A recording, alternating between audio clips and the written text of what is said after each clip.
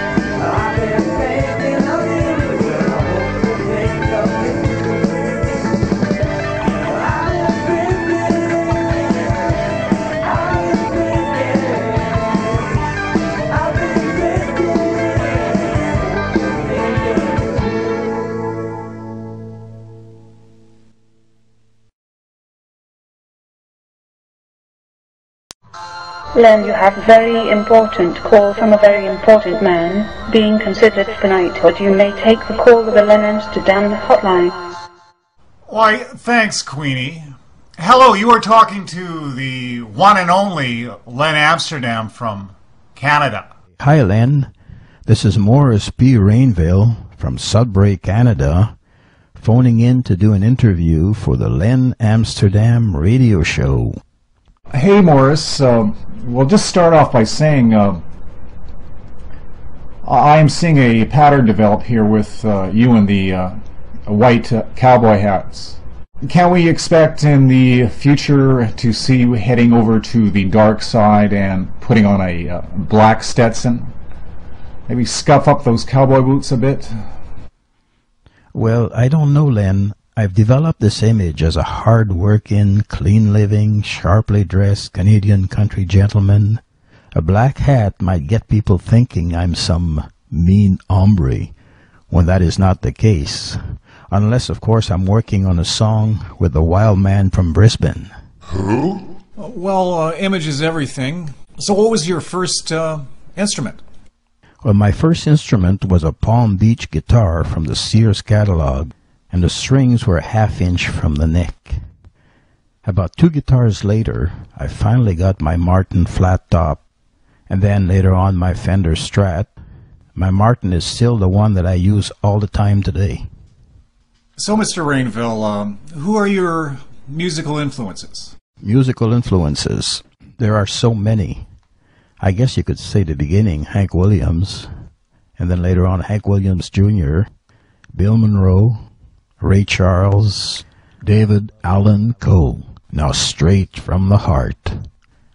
The Eagles, Merle Haggard, J.J. Cale, Vern Gosdin, Crosby, Stills, Nash & Young, and there's so many more. How would you classify your music? Well, I can't really classify my music. I would say country, some traditional, some folk style. When I work on a song, I think about that after it's finished. I play what I feel at the time. I don't try to follow a trend, as you might call it. What do you think is important in this life? I think the importance in life is helping others with any knowledge that you have that will help make their life better.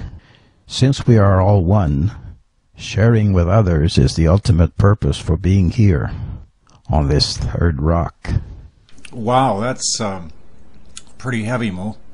What brings on a good song? Well, the best songs come through the subconscious and always seem to write themselves. Songs about real life happenings always seem to have the most success. So what do you think of the World Wide Web? Oh, the Internet, that's the greatest thing to happen in a long time.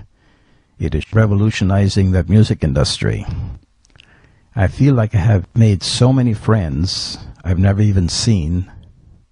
It seems to make We Are All One much more a reality. Pretty heavy, Mo. Thanks to people like yourself who use your radio stations to make those songs heard. Also thanks to sites like Project Overseers, SoundClick, SongPlanet, FunEnder, MySpace, and many others. The people who started these sites knew what the future of music would become. Did the Mississauga man really live in Mississauga? Talk a little bit about the Mississauga man. Well, I moved to Mississauga in 1985, and in the early 90s, after having a few singles on the country charts and RPM Weekly, I was thinking of releasing a CD. I was working with this melody on guitar, and my wife heard it. She went in the other room and emerged about a half hour later and told me, "Here, I have the song and title for your CD." The song was called The Mississauga Man, and that became the CD title. The song was in the RPM Top 20 country charts in 1993 and charted for a total of 17 weeks. How long have you been singing?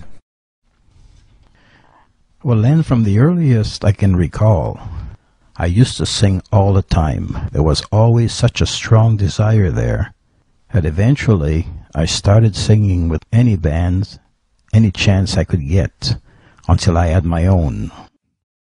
That brings me to my next question. Who were the Rainvilles? Our first recordings were on the Melbourne label in Canada in the 70s, and my wife and I were known as the Rainvilles. 2 albums were released, and we had 5 or 6 singles reach the top 20 on RPM country charts during those years.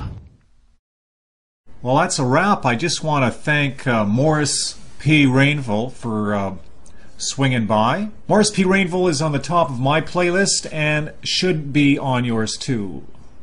This is the Len Amsterdam Show, broadcasting from Canada, heard worldwide.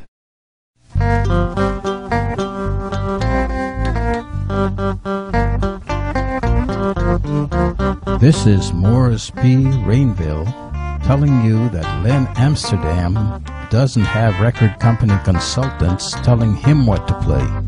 He plays a wide variety of music people love to hear.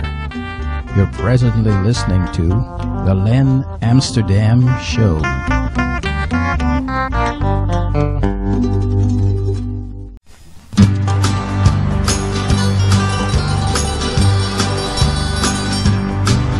Well, I never will forget that floating bridge. Well, I never will forget that floating bridge. Well, I never will forget that old floating bridge. Took me 5 minutes underwater when I was here. When I was going down, I throwed up my hands. Yeah, when I was going down, I throwed up my hands. Now I was going down, I throwed up my hands. Lord, please take me on dry land. Now they carry me out of the water, they laid me on the bank. Now they carried me out of the water and they laid me on the bank. They carried me out of the water, they laid me on the bank. Out a gallon of muddy water I had drank.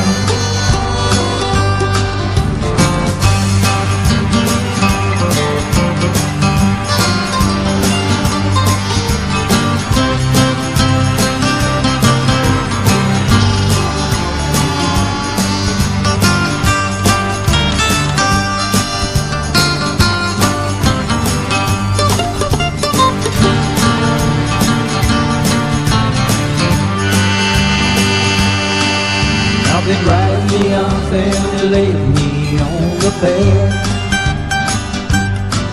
Now they drive me off and they laid me on the bed. Now they drive me off, they laid me on the bed. Don't like muddy water running through my head. Now my mother often taught me, don't you be no bum. Mother often taught me, don't you be no bum. Now my mother often taught me, son, don't you be no bum. Go somewhere, settle down, find someone. The people standing on the bridge was a screaming and crying. Well, the people on the bridge, it was a screaming and a crying. Now the people on the bridge was standing, screaming and crying. Lord, I thought sure enough that I was dying.